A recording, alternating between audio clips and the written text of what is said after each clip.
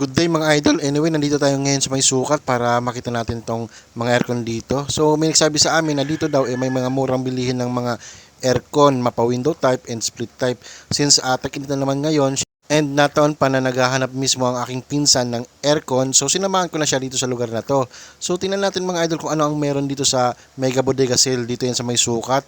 Kung talagang nga bang mga mura ang bilhin dito ng mga aircon, and sabi nila galing daw to ng mga mall, fall out daw to galing sa mall.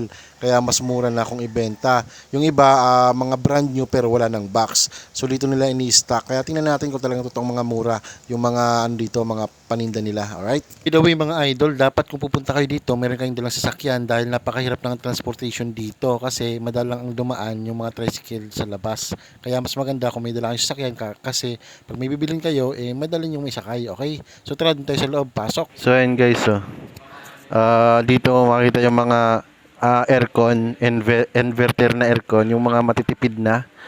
And tulad ditong washing machine, tsaka ref. So tumingin-tingin lang tayo. Ayan, dito yan sa may sukat, bodega sale. Yes, actually meron nga sila ditong pinakamura nga eh.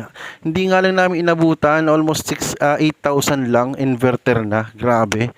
Ang bilis nung nalaman nila sa isang vlog. Ang daming pumunta daw dito na tao. So yung iba kasi wala na yung pinakamura.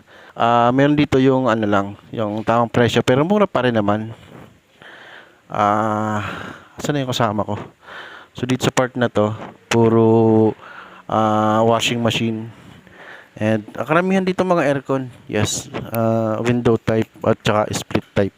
Dito naman air purifier. Yes, saka electric fan. Alright. So dito, oven. So after nyo makapili mga idol, tulad ng aircon or washing machine, ref, so dito nila dinadala dyan sa bandang yan, and tinatambak na nila dyan, bigyan ka ng kopya ng resibo, then dito nila i-full out dyan sa part na yan para i-prepare dun sa mga may dalang sasakyan dyan. Dito sa mga part na yan, mga nabili na po yan. At ito rin, sa hilirang to, mga nabili na po yan dito sa part na to mga idol. Kaya mas maganda kung meron kang dalang sasakyan kasi mas madaling sasakay. Kasi apakahirap po ng mga transportation dito. Like tricycle lang po yung mga dumadaan. Alright, so ito na yung napili ng pinsan ko na aircon na window type. And isasakay na namin sa sasakyan, pero bago yun, kailangan muna namin ipakita yung resibo para pirmahan at diretso na isakay sa sasakyan. Okay? Sir, nasa ko ba na itong barangay, sir? Barangay Bule? Okay. So, yun. Barangay Bule, sukat. Tama po. Kupang. Barangay Bule, Kupang, sukat. Okay. So, tara. Sa may Concepcion. Alright. So sa may Concepcion, Bule, Kupang, sukat. Yes. So ayun na yung nabili namin na napakamurang split type aircon. So yung brand niya is Media. Media yung brand niya, no? Okay.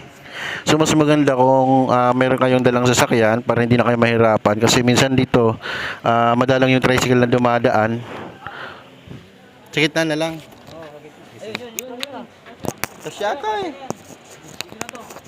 So, yan na yung isa, yung split type tsaka yung motor. Okay. Ito yung motor ano? Alright, so hanggang dito na lang. Peace out, yo!